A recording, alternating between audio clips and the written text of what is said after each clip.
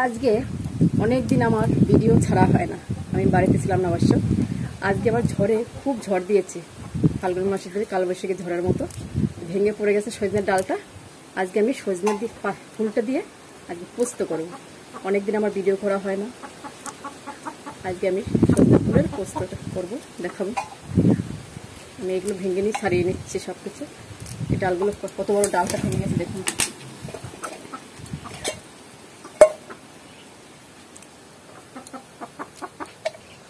এমনি করে সব ফুলই আমি ছাড়িয়ে নেব, সবটা পারবো না অবশ্য, অনেকগুলো ফুল আছে।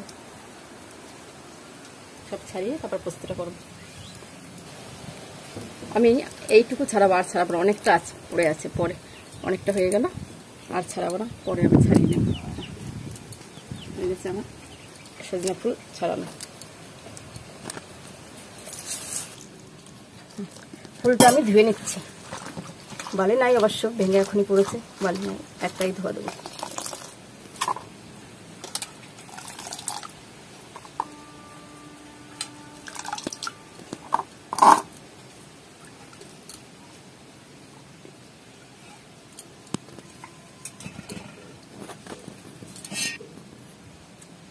এবার আমার ধোয়া হয়ে গেছে, এবার আমি পোস্তটাকেও বেটে নেবো। একটা কাঁচা লঙ্কা দিয়েছি, বেটে নিয়ে আসছি।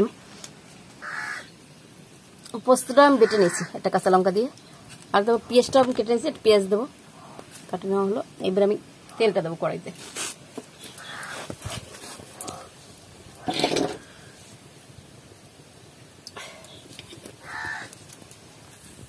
দেবো আমি শুকনো লঙ্কাটা ভাজা হোক, তারপর দেবো কালো জিরে, দেবো আমি কালো জিরে দিয়েছি। এইবার আমি পেঁয়াজটা দেবো,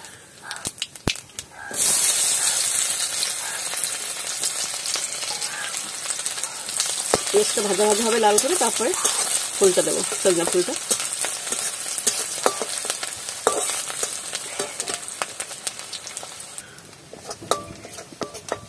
এইবার আমি এই পেঁয়াজটা লাল হয়েছে, এবার আমি ফুলটা দিয়ে দিচ্ছি।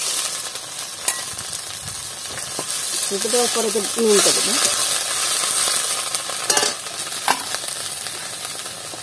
পরিমাণ মতো নুনটা দিলাম।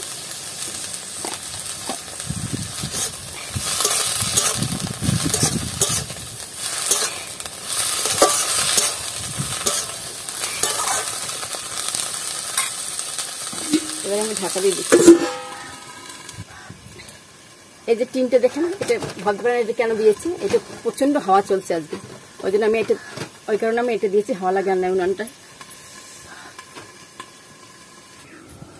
5 মিনিট পর এইবার দেখছি, লেটে দিই খালি, একটা হয়ে গেছে প্রায়, আর একটু হোক, আবার পোস্তটা দিয়ে দেবো, আর ঢাকবো না।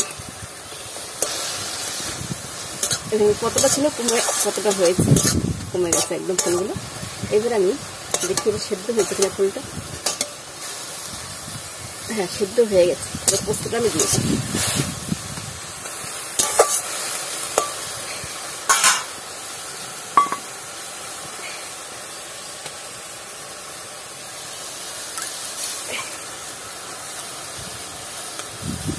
জল দিয়ে দিচ্ছি পোস্তটা।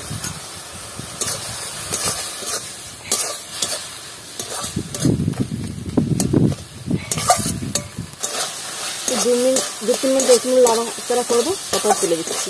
পোস্ত দিয়ে একটু বেশি রাখার প্রয়োজন নেই, বাস হয়ে গেছে আমার। 2-3 মিনিট পর আমি পোস্ত দেওয়ার পর 2-3 মিনিট পর নামিয়ে দিচ্ছি। হয়ে গেছে আমাদের আজকে সজনা ফুলের পোস্ত।